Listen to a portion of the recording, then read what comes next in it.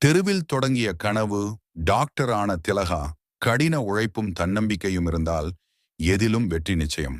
கிராமப்புறம் அருகிலுள்ள ஒரு நகரம். திலகா ஒரு ஏழை குடும்பத்தில் பிறந்தாள். அவள் அம்மா வீடுகளுக்கு வேலைக்கு சென்று வீட்டு தேவைகளை பார்த்து கொண்டாள். அப்பா குடிப்பழக்கத்தில் ஆழ்ந்தவர். அவரால் எந்த உதவியும் குடும்பத்திற்கு இல்லை. திலகா பள்ளிக்கூடம் செல்வதற்கு முன்பு அம்மாவுக்கு வீட்டு வேலை செய்வது, தண்ணீர் எடுப்பது போன்ற வேலைகளை செய்து கொண்டு பள்ளிக்கு செல்வாள். அவள் படிப்பில் மிகுந்த ஆர்வம் உடையவள். ஒரு நாள் பள்ளியில் ஒரு ஆசிரியர் அவளுடைய கணித திறனை பார்த்து வியக்கிறார். நீ செஞ்சபடியே உன்னை வாழ்க்கையில் உயர்ந்த நிலைக்கு செல்வாய் என்று வாழ்த்தினார். அதிலிருந்து படிப்பதில் இருந்த ஆர்வம் இரட்டிப்பானது. அதில் திலகாவுக்கு ஒரு தீர்மானம். நான் டாக்டர் ஆக வேண்டும். அவள் சவால்களை எதிர்கொள்ள முடிவெடுத்தாள். இரவில் தெருவிளக்கின் கீழே படித்தாள். பள்ளிக்கூடம் முடிந்ததும் வீட்டுப் பணிகள் செய்ய உதவினாள்.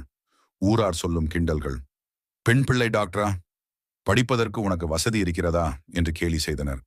ஆனால் திலகா அவருடைய வார்த்தைகளுக்கு அசங்கவில்லை. மாறுதல் தரும் கட்டம். 12ஆம் வகுப்பில் மாநிலத்தில் முதல் மாணவியாக தேர்ச்சி பெற்றாள். அவளது படிப்பின் ஆர்வத்தை கண்டு ஒரு ஊர் நல்லெண்ணம் கொண்ட மருத்துவர் அவளுக்கு உதவ முன் வருகிறார். அவள் ஆசைப்படியே மருத்துவக் கல்லூரியில் சேர்ந்தாள். பாடல்கள் பாடி, இரவு வேலை பார்த்து அதில் வரும் வருவாயில் படித்து அவளது கல்லூரி காலத்தை துணிச்சலாக முடித்தாள். 10 வருடங்கள் கழித்து திலகா அதே ஊருக்கு ஒரு அனுபவம் மிக்க மருத்துவராக திரும்புகிறாள். இலவச மருத்துவ முகாம்கள் நடத்துகிறாள். தெருவில் படித்த இடத்தில் ஒரு சிறிய நூலகம் திறக்கிறாள். ஏழை குழந்தைகளுக்கு உதவினாள். அவளை ஊர் மக்களும் தலைவர்களும் பாராட்டினார்கள். ஈன்ற பொழுதின் பெரிதுவக்கும் தன் மகனை சான்றோன் என கேட்ட தாய்.